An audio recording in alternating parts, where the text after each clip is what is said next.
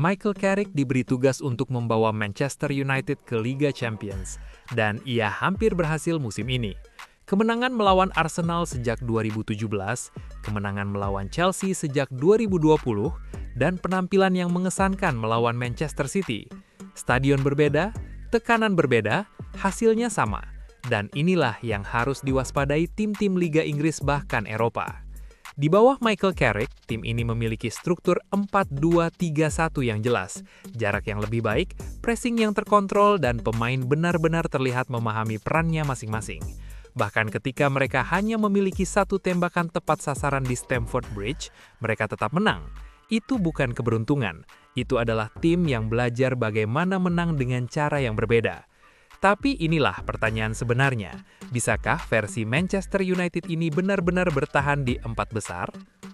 Terkadang, sepak bola tidak peduli dengan momentum dan itu mengungkap segalanya. Kedalaman skuad, kontrol lini tengah, stabilitas pertahanan dan efisiensi serangan. Tapi, tim ini masih ada celah, yang berarti musim panas nanti mesti ada perubahan. Karena jika mereka memperbaiki lini tengah, jika mereka memperbaiki kedalaman pertahanan, jika mereka mengurangi ketergantungan pada satu pemain saja, maka ini berhenti menjadi kisah kebangkitan dan menjadi masalah. Pemain seperti Bruno Fernandes yang memimpin dan sistem yang akhirnya mulai masuk akal, ini tidak terlihat seperti United yang rapuh yang kita lihat dalam beberapa tahun terakhir.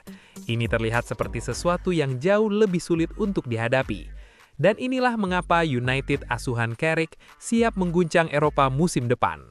Mari kita uraikan situasinya dengan benar. Kampanye Liga Champions terakhir United adalah musim 2023-2024. Langkah itu berakhir di babak grup setelah mengalami kekalahan dari Bayern Munich di Old Trafford. Kemudian datang musim 2024-2025, United tidak ikut serta, dan sekarang musim 2026-2025, mereka bahkan hanya menyaksikan tim-tim elit di layar TV. Bagi klub sebesar dan bersejarah seperti Manchester United, itu bukan hanya mengecewakan, tetapi juga membingungkan.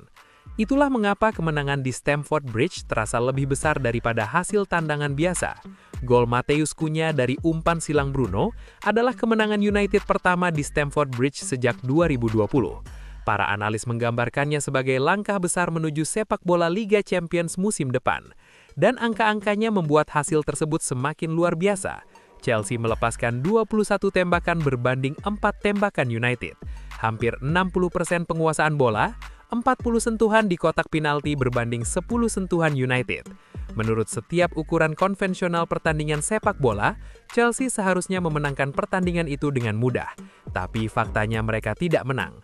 Bukan karena mereka beruntung, tetapi karena mereka memahami dengan jelas apa yang dibutuhkan pertandingan, menyerap tekanan, mempertahankan kotak penalti, melindungi ruang, dan memanfaatkan momen penting.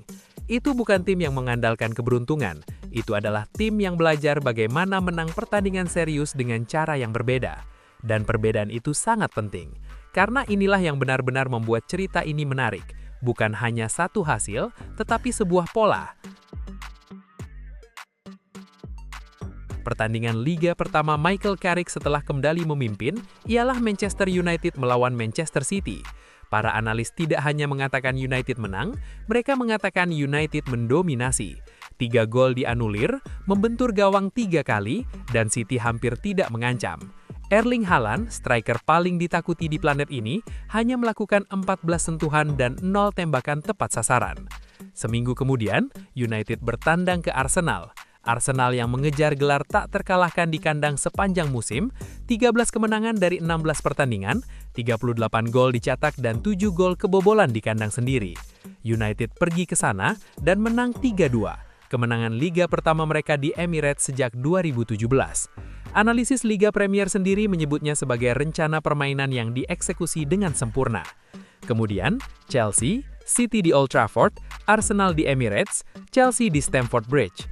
3 lawan yang berbeda, 3 masalah taktis yang berbeda, 3 keadaan pertandingan yang berbeda dan hasil dasar yang sama.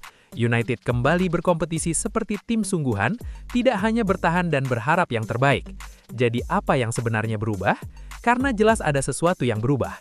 Jejak taktik Carrick cukup terlihat untuk menjelaskan mengapa performa ini terasa bisa diulang daripada kebetulan. Analisis Liga Premier mencatat Carrick membawa United ke formasi 4-2-3-1, menjauh dari pertahanan 3 pemain sebelumnya dan ke pertandingan sepak bola menyerang yang lebih langsung dan cepat. Pada akhir Februari, tinjauan taktik Liga sendiri menunjukkan United menghasilkan hampir 2 kali lipat serangan langsung, 50% lebih banyak serangan balik cepat per pertandingan, dan 21 umpan lebih banyak ke sepertiga akhir per 90 menit dibandingkan dengan awal musim, sambil juga memenangkan bola lebih tinggi di lapangan. Itulah serangkaian ulasan tentang Manchester United asuhan Carrick yang telah kita simak bersama. Jika kalian ingin berpendapat berbeda atau sekedar dukungan, silahkan ketik di kolom komentar di bawah. Terima kasih sudah menonton hingga detik ini, dan tunggu ulasan menarik lainnya di video selanjutnya.